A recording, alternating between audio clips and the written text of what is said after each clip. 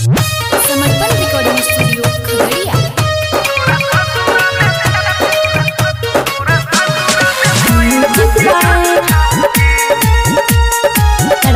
बाबू इतना कठोर किए भेलही गे, छोड़ी के हमरा चली गेलही गे। इतना कठोर किए भेलही गे, छोड़ी के हमरा चली गेलही गे। या मिलालो या मेरा उहे नाज छौकी, तोरा खाती है दीवाना धोखेबाज छौकी। इतना उड़ै छी हवा में बात सच छौकी, तोरा ससुरा में पैसा के गाछ छौकी। इतना उड़ै छी हवा में बात सच छौकी, तोरा ससुरा में पैसा के गाछ छौकी।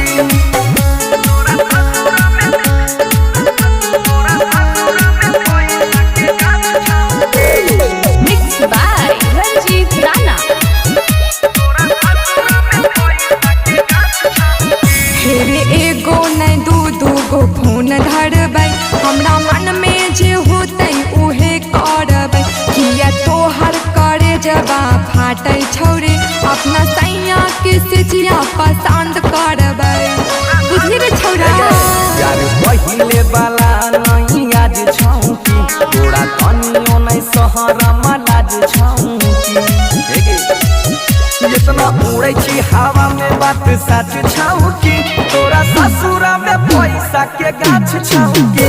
इतना उड़ै छी हवा में बात सच छौकी, तोरा ससुरा में पैसा के गाछ छौकी। बोल छोड़ी गे।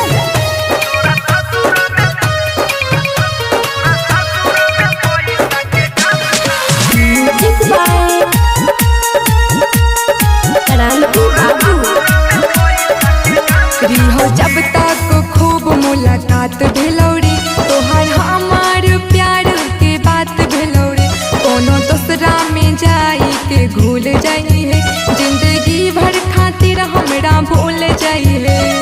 बुझी रे छौरा, आई दिला में जहरिया घोड़ा लेगे, बंसी अंकित के नहीं तू छोड़ा लेगे। किया छोड़बौ रे, इतना उड़ै छी हवा में बात सच छौकी, तोरा ससुरा में पैसा के गाछ छौकी। इतना उड़ै छी हवा में बात सच छौकी, तोरा ससुरा में पैसा के गाछ छौकी। समर्पण रिकॉर्डिंग स्टूडियो खगड़िया।